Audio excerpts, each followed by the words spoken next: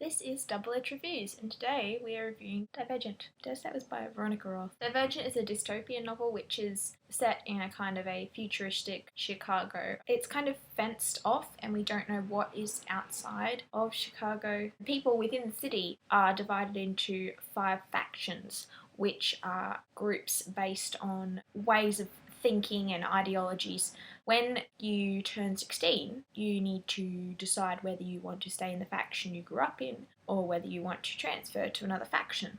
The 16-year-olds are given an aptitude test, which is like a simulation. In the aptitude test, they're faced with different situations and it's monitored how they react. So, based on the decisions they make in the aptitude test, they are recommended which faction they are most suited to, but they don't have to choose the faction result they got in the aptitude test. It's just to help them, basically.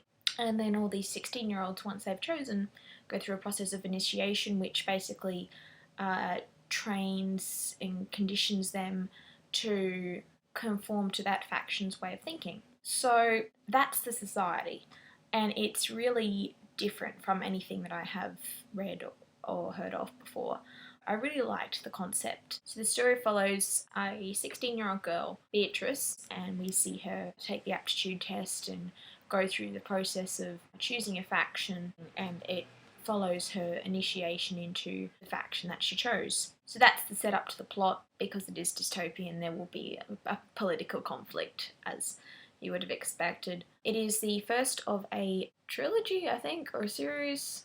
I don't know, but there's another book out and it's awesome also. This book is just the tip of the iceberg. You don't find out much about how the society got that way. So yeah, lots to find out in future books. And there is a romance, but it's not like too gushy or girly or anything like that. It meshes with the rest of the plot very well with the political storyline and with Beatrice's initiation. It just meshes really neatly with everything else and it doesn't feel forced or too sappy. It was really well handled romance. Yeah, so if you prefer dystopian for the political side and not for the YA romance side, then I would still give this book a go because the romance, it just works. So guys, I think you'll be alright. I read this on audiobook, as you can see. The audiobook is read by Emma Galvin, who also narrated the voice of Isabel in Maggie Stiefvater's Wolves of Mercy Falls series. And I was really excited to listen to this audiobook because I really did like Emma Galvin's performance in the Wolves of Mercy Falls. The very first time I read it, for about like the first maybe quarter or a third of the book, I was a little bit thrown by the narration just because it was Emma Galvin and because I have listened to the Wolves of Mercy Falls series on audiobook a few times through. And so for the first bit I was a little bit like, oh, sounds like Isabel, okay, got to focus on the story. But once I got into the story, it wasn't a problem, and now if I listen to Lingo again, I would probably associate Isabel's voice with Beatrice. So if you have listened to any of the Wolves of Mercy Falls books, you all know that Emma Galvin is just awesome in those. I think it is a good thing that it's the same person narrating because she does an awesome job. And once you get past the first bit and you know that it's not Isabel, you'll be right. And also, I listen to audiobooks over and over again, so if you've only listened to like Linger or Forever once, you probably won't even notice it's the same person. So I'll definitely recommend the audiobook. She does a really good job. There are a lot of different voices and I think she does them well. Like, I didn't have a problem with her narration. I think she did the different voices very well. There's not a huge amount of difference between each character's voice, but like that is so hard to do, even to get a minor difference between the voices, and she has done that. So that's good. You know who's talking. It's not confusing, and it's not written so that you have troubles working out who's talking either. So that does help with the audiobook performance. So yeah, I would recommend this book either in hard copy or audiobook. I have not read the hard copy, but I presume it's fine, obviously. This is the bit where there is spoilers, so favourite the video and watch later if you haven't read the book. Today for spoilers we have coffee. Oh my god, this book This book was really good and it made me think so much just about myself and just about everything. It's a very thought-provoking book. I've gone over and over what faction I would choose if I lived in this world. And it's hard to know because, like, what faction would I have grown up in? Like, that's completely random. Like, you don't have control over that. So, like, I guess it's a nature versus nurture debate. Like, if I had grown up in a certain faction, would I be more inclined to choose that faction if I lived in that world? If I had to choose, like, right now, like, choose a faction, I would choose probably Amity. Basically because I don't think I would survive Dauntless Initiation. Yeah, I really like the concept of Dauntless and I think my personality is most suited towards Dauntless, but I don't think I would get through Initiation. Maybe it was like the old Dauntless Initiation or whatever that was. I just don't think I could handle it. So I think Amity is really the only faction that I would be able to just like live in and like not be kicked out. I'd probably be smart enough for erudite, but I wouldn't like it. Abnegation I could not do. No, no way. No way. Even just for the damn mirror thing. Like, how long does it take to do my hair and makeup? Like, forever. And, like, right now, I'm filming on a webcam and I'm looking at myself in the screen. Like, and no, could not do abnegation. I couldn't make candle either. Absolutely not. No freaking way. No. So, I think I would just choose Amity and I would just eat lots of that bread. If you don't know what I'm talking about, just don't worry. If you haven't read it, it's urgent. You need to read it. I would just eat a ton of that bread, and yeah, that's what I would do. So that's the decision I've come to. I think my personality is dauntless, but I couldn't survive the current initiation that they have. So yeah, perhaps my cowardice therefore overcomes my other dauntless qualities. Let's get to something else. Tristan 4. I didn't actually see the romance coming. Well, because I do try and predict stuff. And I kind of thought it might be Will. Because, like, I kept being like, oh, but Will's her instructor. I won't go there. And at the start, he was really mean. And it was really well written in that way because it wasn't totally obvious from the very start. And it was so cool when I reread it. I realised that Full was the one who, like, helped her off the net thing when she first jumped down. They were good. You know, she doesn't go out with Will, she just kills him. I'm still very, very, very, very, very sad that he is dead. Not just because, like, because it was shocking, but because I really, really liked his character.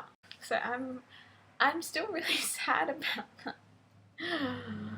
And I think it was really good writing-wise and plot-wise to put it in, but that doesn't make it any less sad. And, yeah. I get why she killed him, and I get why Veronica Roth put it in, and it was really, really well done. But it just makes me feel so many emotions, and and it's very, very sad, and yeah. Alright, let's move on to something less depressing. I just changed clothes and cut my hair, and it's now nighttime, and I have a glass of red wine because I was sick of fixing the audio in the previous bit that I recorded. And I also realised I should be just using the microphone on my laptop, not this microphone, because apparently the laptop one is better. From about the point where she killed Will onward, I had issues with the writing. Okay, I felt that it was too fast paced. I felt there was not enough explanation of everything that was happening, and like the first time I listened to the book, I did not realize that her dad had died when he did. And so it was only at the end where Triss says, both my parents are dead, or something to that effect, that I realized that her dad had actually been killed. And I was just like, what? When did this happen? How could I miss this? And I know it is probably my fault because I listen to audiobooks whilst doing other things. And so I can't remember what I was doing, but I was probably cleaning or doing my washing or something like that. So that is probably why I missed it, because I might have been thinking of something else whilst that one sentence was read and I missed it. I'm not sure how it should be done differently. Perhaps she goes back to him or thinks upon it. You can write for a page and it's only taken a second, like, of book time. I think that her dad's death deserved more than a sentence. This is my reaction to rereading Divergent immediately after I had read Insurgent for the first time. Divergent, it's so different reading it after you've read Insurgent. Even reading it again just for the second time. Oh my god, every time there's a scene with Will, I want to cry. I remember thinking when I first read the book, I couldn't work out what colour hair Thor had, and I thought he had red hair for some reason. But then it was like brown, and it does say that it's brown in the book, but I think it only says it in like one spot. Yeah. But I think Peter's hair is red. Didn't it say red like an old carrot or something? That's what I thought. Marlene, oh my god. Every time she's in the scene, I'm like, no. And it's cool reading it after reading Insurgent, because, like, you know, like, the Uriah is Divergent. Yeah. So, I would definitely recommend read it again after you read Insurgent, because it's entertaining all over again. Yeah. Well, thank you for watching Double Edge Reviews. Please like if you liked it, favorite if you want to watch it again. I don't know why you would, and subscribe if you would like more reviews like this. Bye.